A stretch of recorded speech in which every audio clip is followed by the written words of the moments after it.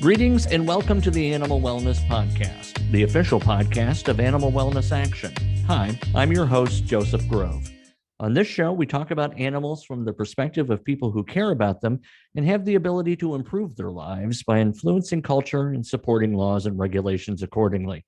To stay up to date with all of our news and information, subscribe to this podcast, receive our free newsletters, visit animalwellnessaction.org. We have an action-packed show for you today. This is the most guests we've had on any one show ever. So bear with us as we go from voice to voice and introduce people.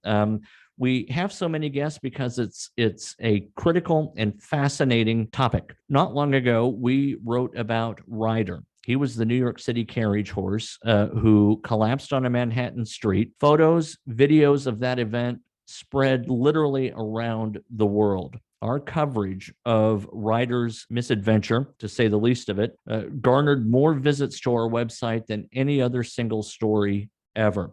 Clearly, the idea of pulling people in a carriage on New York City streets by a horse resonates with folks. It's antiquated, it's proved abusive, and in the case of Ryder, it was tragic.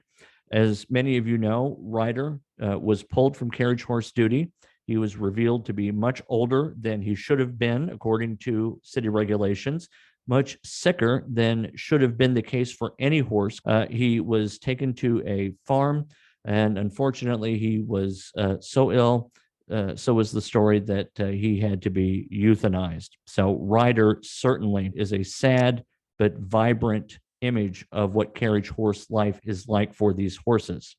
Making this especially timely, just last week, an SUV, also in New York City, hit a horse. The horse was fortunately, is my understanding, injured only to a minor degree, was let loose on New York City streets to run free, doubtless terrified before they were able to recapture him and take him back to safety. So that's kind of the lay of the land here, and I'll introduce our other guests in a moment. But first, I want to go to Marty Irby. He is the executive director of Animal Wellness Action. Marty, we just had a legislative update that I think was pretty exhaustive in our episode with Dan Buettner.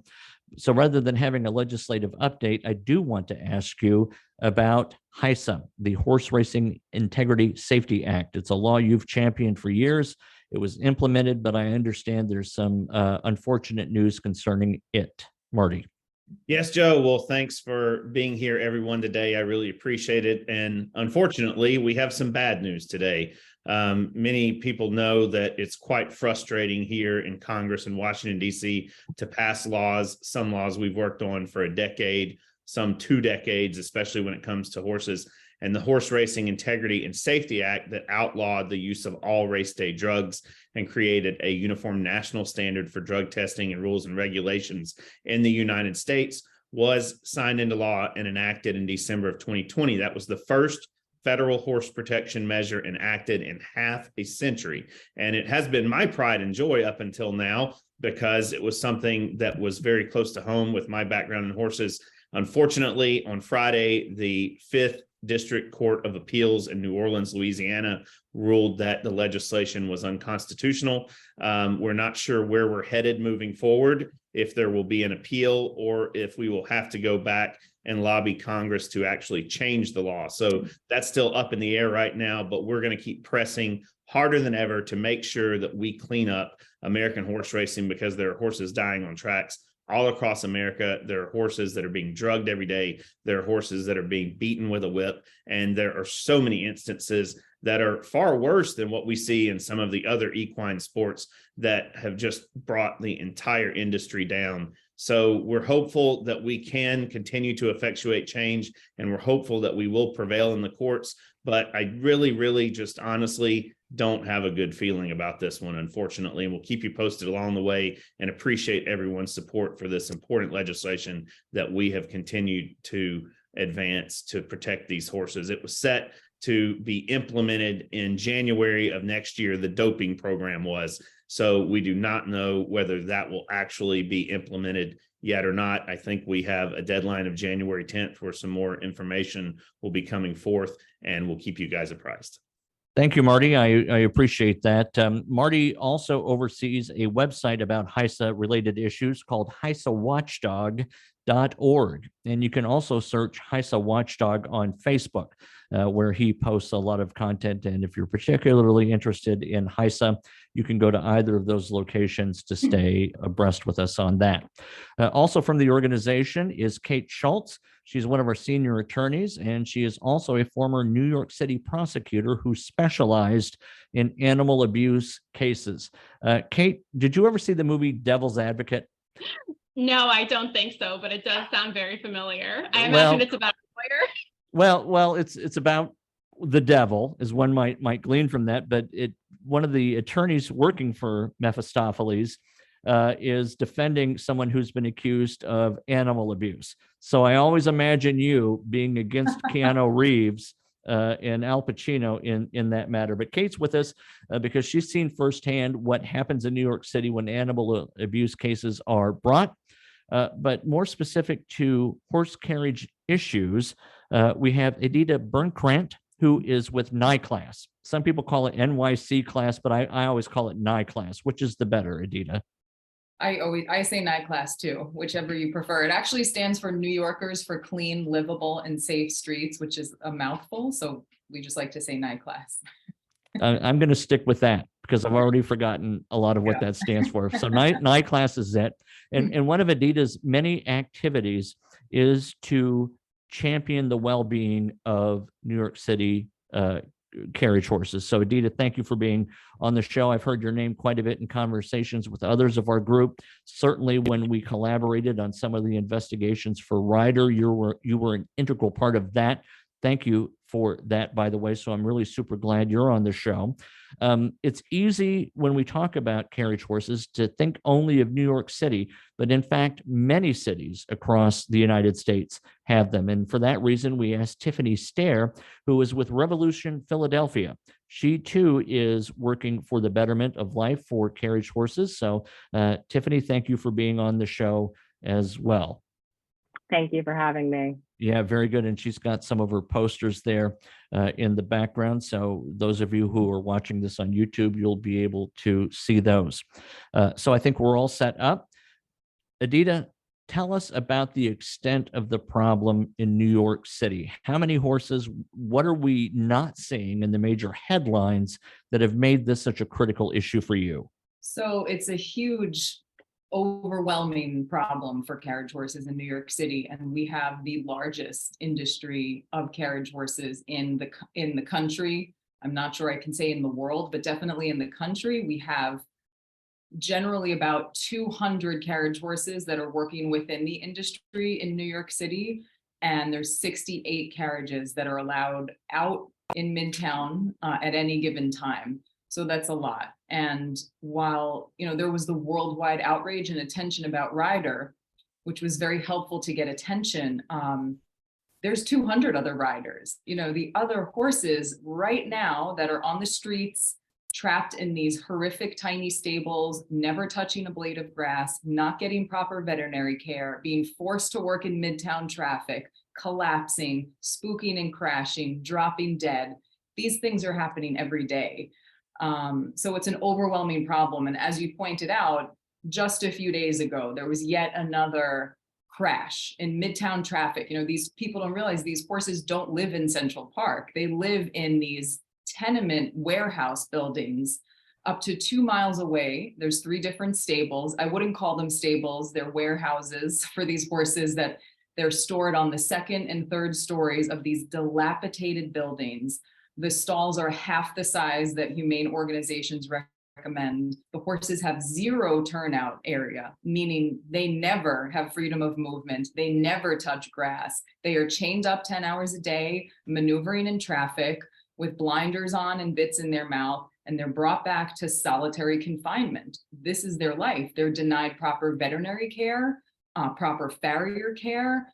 Just the other day, I discovered a horse with disintegrating hoof walls. The hoof was literally disintegrating on this horse. The standards of care are so low for these horses. That's why a horse like Ryder, who I mean, I could almost cry thinking about Ryder because he's dead now, of course, and he had no chance. Even by the time he collapsed on that street in Midtown traffic, the truth was exposed about him, which was that his owners, who, by the way, are being criminally investigated by the Manhattan DA for criminal animal cruelty, which I am certain they are guilty of, and we hope there will be prosecution. So his owners falsified Ryder's veterinary records, changing his birth date to say that he was 13 instead of his actual age of 26.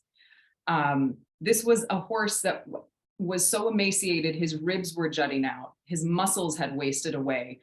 And we found out from the necropsy that Ryder was riddled with cancer. They took this horse who was elderly, who never should have worked a day, who was so sick, cancer ridden, didn't give him any kind of veterinary care or tests, threw him on the streets to pull a carriage in traffic through the entire brutal summer, literally until his body gave out.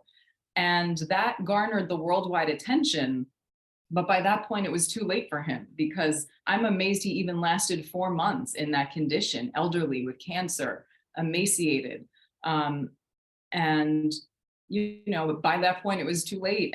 But Ryder is just one horse out of so many others that are gravely suffering. And there was a group called the Unbridled Heroes Project, that is a group of combat veterans that rescue horses, mainly wild horses, and they've joined our efforts with this. And after Ryder died, they were so upset that they did what they called a wellness check at the stable where Ryder was from, and they took video, and they were completely appalled. This got media attention as well. They've never seen, they wouldn't even call them stables, they've never seen stabling like this, except maybe at kill pens. The conditions of where these horses are kept, tied up in tiny stalls where they can't move around. Like I said, no pasture, no interaction with other horses. They're just kept in those little cells. All of the horses except one looked very underweight. So we're talking about systematic neglect, and I believe often criminal animal cruelty going on with these horses every day. Yeah. So, Dita, that all sounds unbelievable. And I think it'll be news to our listeners. It's news to me that Ryder was discovered to have cancer. And you're right. If you have a heart, imagining this ancient horse with cancer being asked to do, being forced to do what he was forced to do, it is heartbreaking. In Louisville, we have, I'm based in Louisville, Kentucky. There are a few carriages, and our state director contacted the agency that's in charge of that, and asked what the inspection protocol was, and the agency replied with, "We're supposed to be inspecting them." They were unaware that was even one of their responsibilities. Yeah. Tiffany, I see you nodding quite a bit as Edita speaks. Now, I gotta say, some hot chocolate, the gentle lulling clip clop of horse hooves on a city street. Come on, Tiffany, aren't you being a little bit of a hard ass here? I mean, it's a nice romantic thing, right? It's a great first date. Do your horses have it that bad? Whether it's a romantic, charming ride or shorts are getting thrown from the carriage, horses have no place in Philadelphia. Philadelphia is, I'm not sure if any of you have ever been there, but it's a very small city. Philadelphia's horses have been working on Philadelphia streets since 1976 when they brought them back. They had actually taken them out for a while and they brought them back. There were 2 carriage companies in Philadelphia that were operating, and one was shut down for abuse and neglect back in 2017. So we have 1 carriage company remaining with about 11 horses. And we often go out and document violations. And every single time we are out there, we document multiple violations by all of the drivers. And we report back. Our agency in Philadelphia that's in charge of regulating and enforcing the laws is our animal control. They are extremely understaffed, underfunded, and overwhelmed. They are never at the tack line because they just can't be there. So it's up to us to document these violations every day, and they break the law every day. So it is not only a public safety issue for people, but these horses, just like Edita said, they spook, they bolt, they run into traffic, and people get killed. And it Now, what happens happens all when you report these violations, though? I mean, are they just thrown into a paper shredder, slap on the wrist? What goes on Well- once you make these reports? So Philadelphia is on a much smaller scale than New York. And, as far as Adidas and Nightclass goes, we started our campaign and have received so much support from them. And what started us looking into Philadelphia's horses is in 2020, I saw a viral video of the carriage horse Asia, who collapsed and ultimately died in Central Park. And I was horrified. And at that time, I knew nothing about horses. I had never taken a carriage ride. I had never ridden a horse. And I knew I had to look into this in Philadelphia. So, like I said, Adidas has helped us a lot in Philadelphia, but our scale is much smaller. They have 200 horses, unionized workers. We have 11 horses and probably about 10 workers. And the horses in Philadelphia, just like New York, live in squalor. They live in a section of Philadelphia called Kensington, which I'm sure a lot of you may have heard of in the past. It's a very rough neighborhood, and they are surrounded by construction 24/7. And their stables, and if you would call them that, are these little, wooden boxes where they can barely turn around.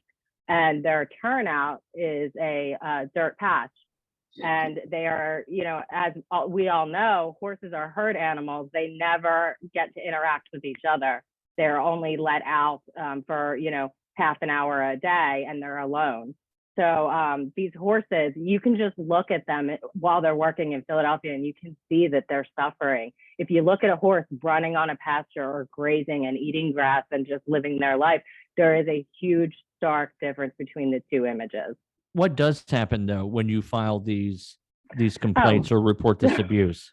So sorry, I went off on a No, tangent. that's okay. So, No, I'm glad you said what you said. It was vital information. But I am curious. Surely someone's taking note and doing something. So our city council has one gentleman that runs the district for where the horses work, and his name is Mark Squilla. We have overwhelming support for a ban from all of the city council members, but they want him to pull the trigger. They say he needs to be the one to introduce. And so when we get these violations, we report them. We take videos, we mash them up, and we send them to Mark Squilla and to ACCT, the person in charge of enforcing the law for the horses. And the response we get is Mark Squilla will say, ACCT, please look into this. And ACCT then says, yes, Councilman Squilla, we will look into it. And then we never hear anything back. Mm-hmm. And, if the laws are being broken every day, it is only a matter of time before a fatality or just a tragedy occurs on our streets. Adita, what are some other cities that have carriage horses other than New York City, Philadelphia, I do want to Louisville? say there's a very long list of cities who have banned them and who have transitioned to electric carriages around the world. That's sort of the trend that's happening. But yes, there are, I know San Antonio has them, probably a bunch of, southern cities. I'm trying to think, are you talking about just in the United States or worldwide? No, just United States. I I'm a think typical American. I don't really care what goes on in the rest of Right. the world. I'm just, Cincinnati, I think, has them. I think you're right. I think you're right. Cincinnati. I know, I don't think Boston has them. Okay. All right. Well, certainly then New York City would be, in Philadelphia, both, I mean, Chicago band, which is great. That's yeah, good for Chicago. during the Yeah, pandemic. absolutely. Yeah. And then of course, Philadelphia and New York City, two crown jewel cities for the United States. I mean, what two cities, represent the United States more than, Philadelphia and New York, Washington and a few others. Kate, Adita mentioned that there are charges hoping to be brought against Ryder's people. Go back to your prosecutor days. What is it? How are things at the receiving end of those complaints? What would you consider? What would be the likelihood of something like Ryder's abuses being considered? Thanks, Joseph, and thanks everyone for being here today. So interesting to hear about Philadelphia as well. I never knew a lot of that, Tiffany. Well, New York actually has one of the oldest animal cruelty penal statutes in the United States, which should be, a proud claim to fame of New York. But unfortunately, we still see that every day, every week, et cetera, these incidents happen. And hopefully a little bit of what I talk about can kind of explain some of the difficulties or obstacles in prosecuting these cases.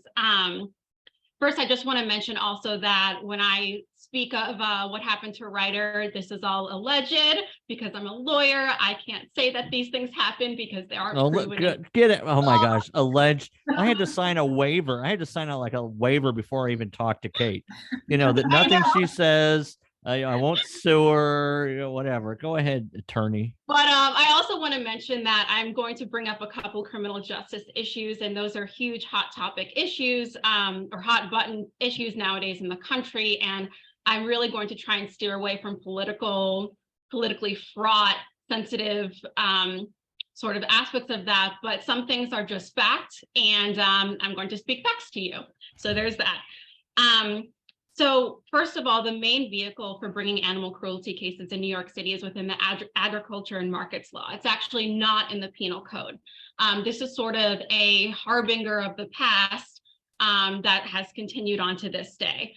The misdemeanor criminal charge for animal cruelty in New York criminalizes a whole host of things, but including in that is actually overdriving or torturing an animal. The language from that actually comes from way back in the day, because the inspiration behind the original animal cruelty offense in New York City was actually an individual who witnessed a working horse in the 1800s being overdriven and overloaded while he was by his owner while he was working. So clearly this law is almost perfectly crafted to encompass what allegedly happened to Ryder and what happens to carriage horses like Ryder allegedly all of the time. And I'm going to stop saying allegedly. I made my whole piece now. But that's not the only vehicle for Ryder, or for justice for Ryder, I should say, because unfortunately Ryder is now passed. As Anita mentioned, the owners or some individuals relating to Ryder are being investigated by the New York City Department of Health and Mental Hygiene for essentially fraudulently claiming things about his age and perhaps other things that we don't know about. They actually issued a summons to an individual for that purpose. So in theory, criminal charges, not just these administrative violations like the Department of Health and Mental Hygiene are now investigating, but in theory, criminal charges could also be brought relating to fraud. In some cases, in my experience, actually, it is often the non-animal cruelty charges that are the most effective ways of prosecuting animal cruelty offenders. This is for a number of reasons. One, it is very difficult to make out a felony animal cruelty charge in New York. You need to have intent, and you need to have a very severe level of pain and injury being inflicted upon the animal. That's in part because I think it's widely said within the sort of animal cruelty enforcement community that New York State needs to update its animal cruelty laws. In fact, in the 2022 sort of ranking of state animal cruelty laws, New York State came in as number 33 out of 50. 33, that's almost in the bottom third tier of the entire country. Albany, are you listening? What Albany did do in the past 2 years, however, was make animal cruelty offenders ineligible for bail. Yes, that is a fact. You can murder a puppy, and as long as that is the only thing you did, you cannot have bail set on you. So Albany has been doing a lot of things about criminal justice, some of which a lot of people applaud them for, some of which are great things, bringing New York State into a little bit of the 21st century. But Albany has not paid attention to animal cruelty issues for a very, very long time. And I should also mention here, these are my views. These are not the views of Center for Humane Economy. Oh or my God. Stop it. Stop. Oh, wow. Anyway, so did you graduate first in your class? No, not even close. Oh my God. Let me refocus you a little bit. If you could tailor this to I'm really interested in what Ryder's alleged offenders, abusers may face. Thanks for bringing me in, Joseph. So they might face Agriculture and Markets Law, Article 26, Section 353, which criminalizes an entire paragraph of activities, including overdriving, overloading, torturing an animal, which would include a horse. They also might face a variety of fraud-related charges. There are a whole host of different fraud-related offenses that, in theory, depending on what the facts come out to be, they might end up facing. I want to also note, however, that some people criticize this investigation seems to be taking a long time. That might be for a few reasons. One, there's only about one detective, give or take, per 1 million people in New York City that focuses on animal cruelty. So they're a little busy. Two, it would behoove a prosecutor to first wait for what the Department of Mental Health and Hygiene comes out with their investigation. Essentially, you don't necessarily want to reinvent the wheel, especially when you're having such huge, staffing issues already. In addition to which, if someone's convicted of an administrative violation, that's going to make bringing a criminal case a heck of a lot easier. What's the likelihood of anyone being brought to charges over what happened with Ryder, in your opinion? That's really tough. It really depends on the political pressure. In some sense, I think on the District Attorney of Manhattan, Mr. Alvin Bragg, or District Attorney Bragg.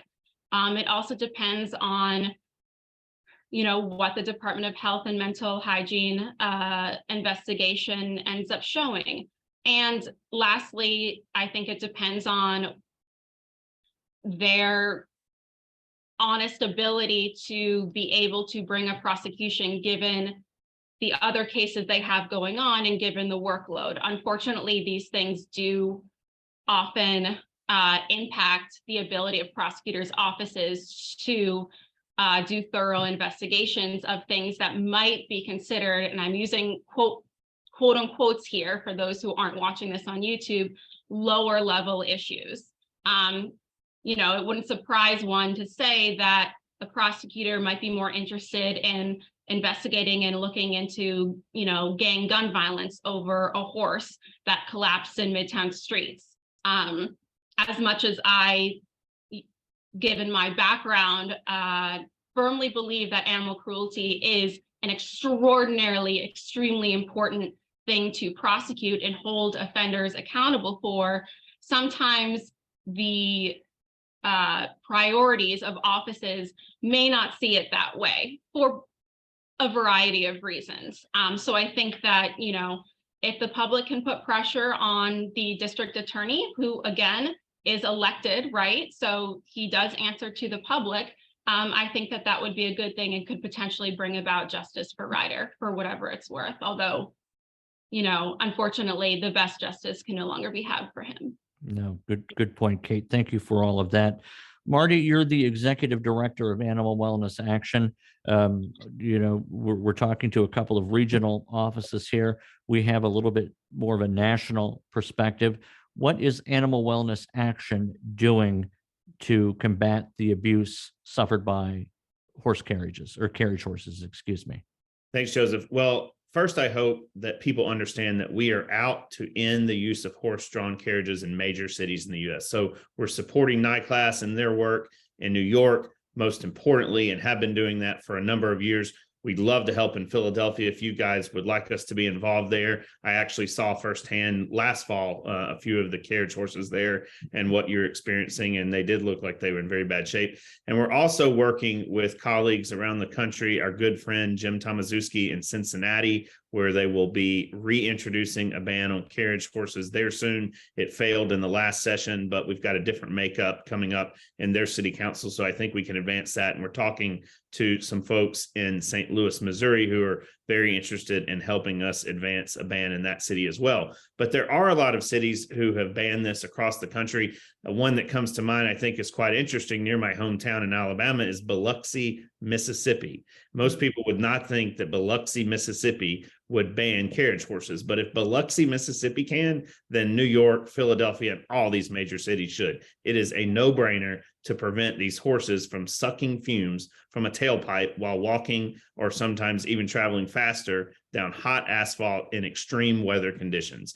So this is unacceptable. It's something that should have ended long ago. The entire animal protection movement was started based upon carriage horse abuse in Manhattan that Henry Bergh first brought to light. So this is just inexcusable that this country has allowed so much to occur, especially when these horses are iconic symbols of this nation. The country was built on the backs of these horses, and we're allowing horses all across the nation to go to slaughter after they've been in the carriage horse pipeline. They don't necessarily have as fortunate a death. I say that, a fortunate a death as Ryder. Many of them end up going through an entire process that lands them at a horse slaughter plant in Mexico and Canada. Not that Ryder experienced a fortunate death. I'm just saying it could be even worse. And many of these horses out there are going in that direction.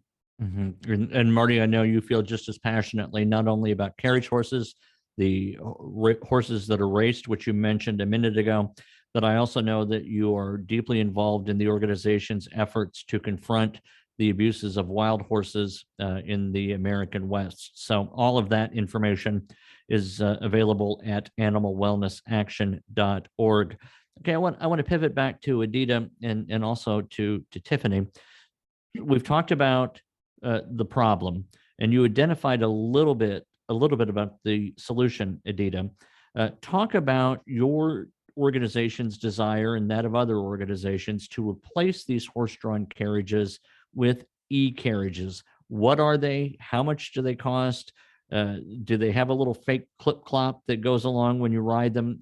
Tell us about e-carriages. Well, so we used as example of a real success of this in Guadalajara, Mexico.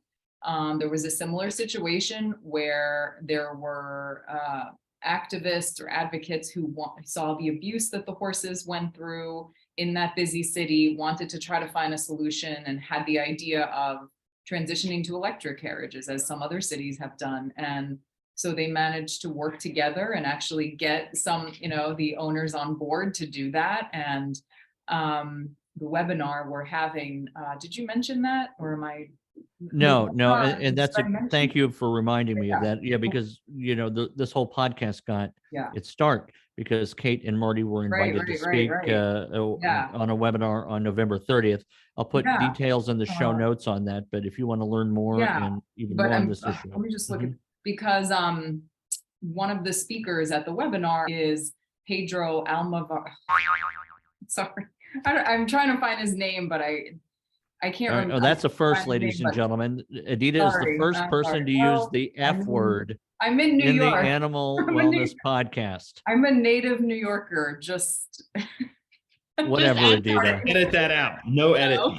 Also, Wayne Pasali will not tolerate the F-bombs, Adita. I warned you that I was still sick. Well, okay, let me start over. So we are very excited that we are having the creator of the electric carriages in Guadalajara, Mexico on the webinar, which is called From Horse-Drawn Carriages to E-Carriages, to sort of explain how the whole thing happened there. And they really have a success story where the owners and drivers say they've doubled their profits. It's a better situation. The tourists love these. They're beautiful electric carriages, so much nicer than what the horse carriages are that we have here. So for New York City, there's very strict sort of DOT and federal and local laws that you'd have to pass to be road ready.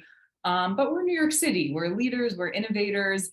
It would not be very difficult to produce these electric carriages. It would just have to be, we wouldn't be the ones doing that. We would want it to be something collaborative with the current industry owners and perhaps, stakeholders that want the carriages to look a certain way within the park.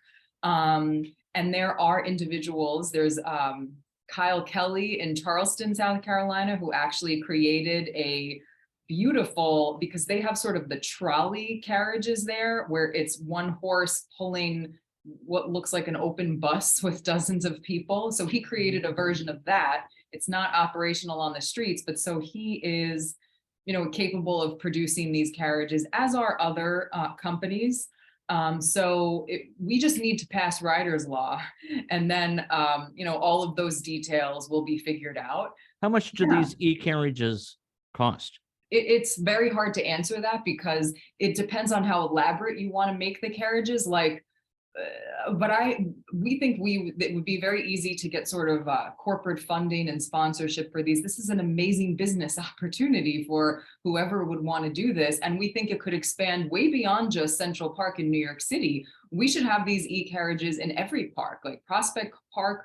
There's other parks in other boroughs, and perhaps even expand it so that they can operate in other areas of Midtown Manhattan besides just the park. But we believe they can be made for well under 50,000 each, for sure. Well under, maybe even.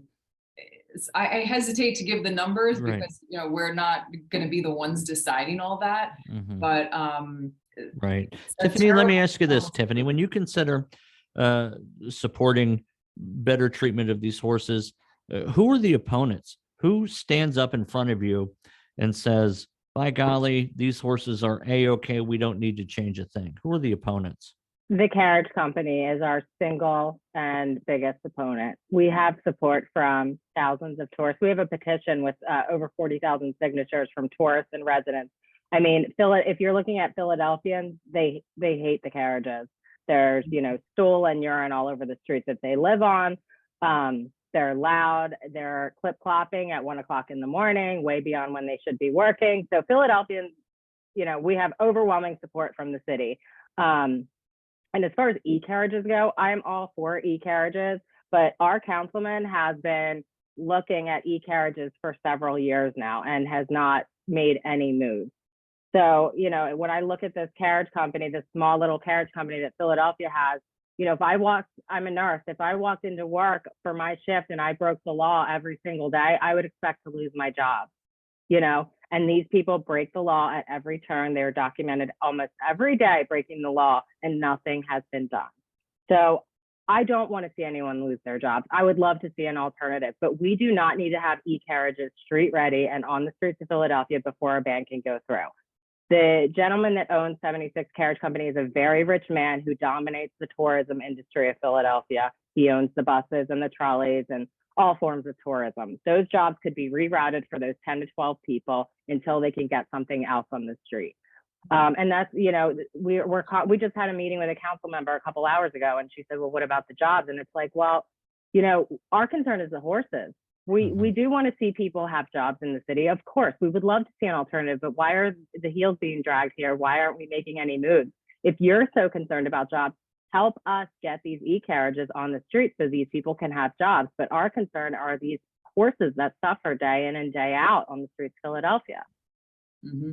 I just want to make one point about, because you mentioned, I think I forgot to mention that New Yorkers also overwhelmingly want these horses off the street. There was a poll a few months ago, a Zogby poll, very legitimate polling company done, that over 71% of polled New Yorkers want these horses off the streets. They weren't even asked about replacing them. They just want them gone. They see what these horses go through, especially after the attention that Ryder got. So we know there's overwhelming support for this.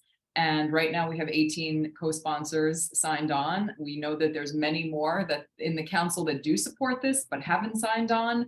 There's political reasons behind that, unfortunately. And there's a disingenuous, situation where there's a union that's backing the owners in the industry at the expense of the horses and at the expense of the drivers. The carriage drivers have no union benefits. They're not even employees. They're also being exploited. And that's why transitioning to the electric carriages would actually lift everyone up. It would make these drivers, many of whom are recent immigrants, actual employees by law, meaning that if they get thrown off the carriage, they're entitled to disability, workers' comp, they'd have actual benefits and worker protections. Right now, they're treated poorly. So we feel this is a win-win for everyone. But to follow up on what Tiffany said, we would be very happy to get these horses off the streets without having to transition to electric carriages if there was a way to do that. Adita, thank you so much. Tiffany, any final thoughts from you as we wrap up this episode?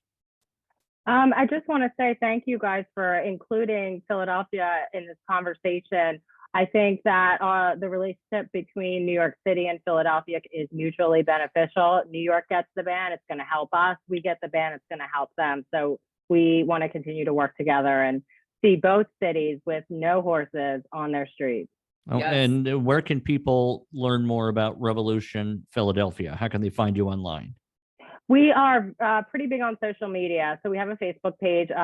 We use Twitter and Instagram a lot more. So we are Revolution Philadelphia on both of those sites. Okay, very good. And Adita, same question for you. Yeah. Where can people find NYClass? So for NYClass on Instagram, we're at NYClass. So that's at NYCLASS. And our main Facebook page is actually at Stop NYC Horse Abuse. But also if any listeners want to take an action with just a quick phone call or an email, you can go to nyclass.org/stop-horse-abuse. That gives the direct contact information for the Speaker of the New York City Council, Adrienne Adams, who has a lot of power to get this bill going and who hasn't been supportive. So we've been flooding her office with phones. Thank you, Adita. Alarming facts you've shared with us today. If you want to learn more about this, you'll be able to hear it on a live event Wednesday, November 30th at 12 p.m. Eastern Time. It's called From Horse-Drawn Carriages to E-Carriages. That's a event put on by the National Lawyers Guild, New York City Animal Rights Committee. You can join former Senator Avella, NYClass, the Animal Legal Defense Fund, Voters for Animal Rights, Center for a Humane Economy, our group, Animal Wellness Action, and others. Marty and Kate, thank you so much for being on the show today, too. I really appreciate it. And thank you, as always, of course, to our listeners. We appreciate your doing it. You can follow the Animal Wellness Podcast on iTunes, Podbean, Stitcher, or Spotify. Subscribe for our newsletters and get all of our information. And if you don't mind, because it's the end of the year, your donations would be appreciated too, especially as Giving Tuesday comes up next week. That's at animalwellnessaction.org. I'm your host, Joseph Grove, and we'll be back soon with another episode of the Animal Wellness Podcast.